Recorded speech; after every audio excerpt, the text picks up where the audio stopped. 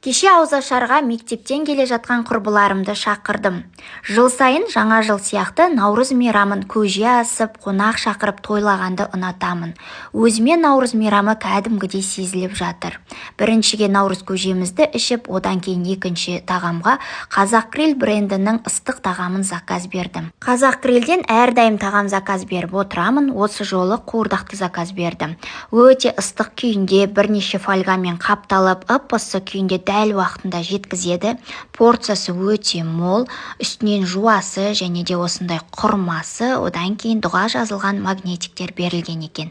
Құрбыларыма өте қатты ұнады. Арамызда бір құрбымыз Астанада тұратын. Ол мен де сөйлесіп, арқа-жарқа болып мәз болдық, видеомен сөйлесіп, әңгімемізді айтып, көптен басымыз қосылып бір мәз болып қалдық. Соңынан Кәдесый брендінен сыйлықтарымды таратып бір мәз қылдым. Барлығы ұнап, құрбыларыма алғыстарын айтып қайтты.